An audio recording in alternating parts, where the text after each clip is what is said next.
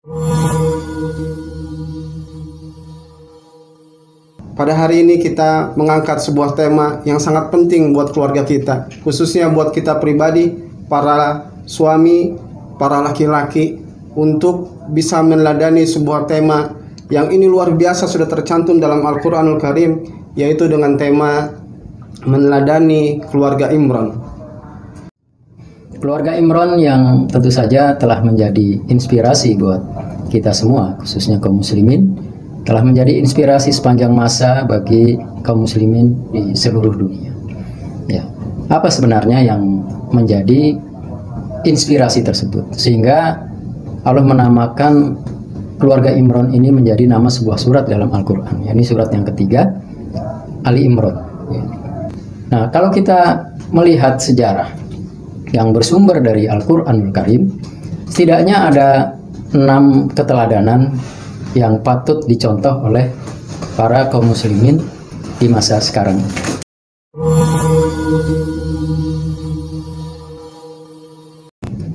Kemudian hal yang patut kita teladani selanjutnya adalah tentang agenda keluarga Imran yang kedua, yakni tentang pendidikan. Sebagaimana kita pahami dan kita ketahui bahwa pendidikan merupakan aspek penting dalam kehidupan umat manusia.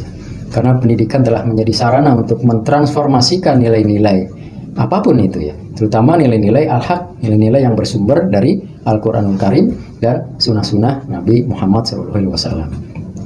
Nah, berbicara tentang pendidikan, bahwa pendidikan di dalam Islam adalah untuk membangun iman, akidah, mental, spiritual. Jadi bukan hanya membangun kecerdasan intelektual, tapi juga yang lebih pentingnya lagi adalah membangun kecerdasan transenden. Nah, apa maksudnya membangun kecerdasan transenden? Membangun kecerdasan transenden artinya bahwa produk pendidikan ini akan menghasilkan manusia-manusia yang paham akan status, fungsi, tugas, dan kewajiban dirinya selama hidup di dunia. Sebagaimana Allah tegaskan dalam surat Az-Zariyat ayat 56, ya, wa ma khalaqtul jinna wal insa illa liya'budun. Jadi tidaklah aku menciptakan manusia kecuali untuk beribadah, ya. Beribadah tentu dalam konteks yang benar dalam Islam sebagaimana yang sudah kita pahami, yakni hubungan antara abid dan ma'bud, bidin.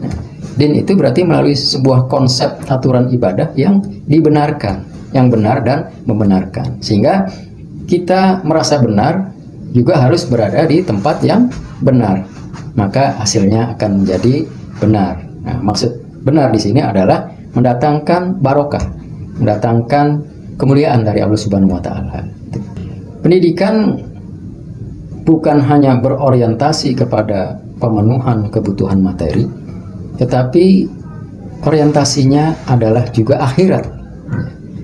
Karena orang yang mengejar ilmu, dia mestinya menjadi ilmuwan.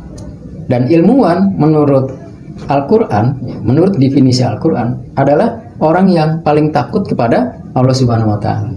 Sehingga pendidikan haruslah melahirkan orang-orang yang takut kepada Allah Subhanahu wa Ta'ala. Takut di sini ya artinya tahu dengan tugas dan kewajibannya, tidak mau lari dari tugas dan kewajibannya.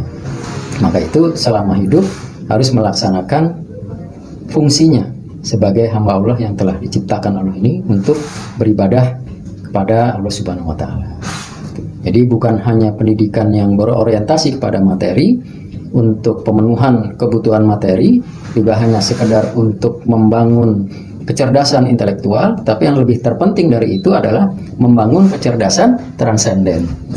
Kecerdasan transenden pada endingnya adalah manusia mampu melepaskan diri dari segala belenggu duniawi.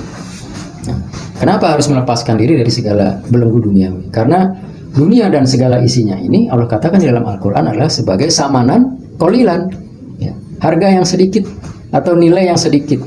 Jadi itulah yang harus kita jauhi dan harus kita hindari. Sehingga pendidikan harus melahirkan sebuah kesadaran bahwa manusia haruslah terikat hanya kepada ikatan Allah Subhanahu wa Ta'ala.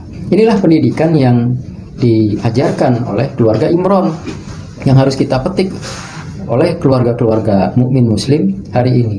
Sehingga bukan hanya sekedar bangga dengan nilai-nilai akademik ya, tetapi harus kita arahkan kepada kemampuan meningkatkan status fungsi kita di hadapan Allah Subhanahu wa taala sebagai abid ya, sebagai hamba Allah yang soleh, yang siap untuk mengemban seluruh perintah dan kewajibannya.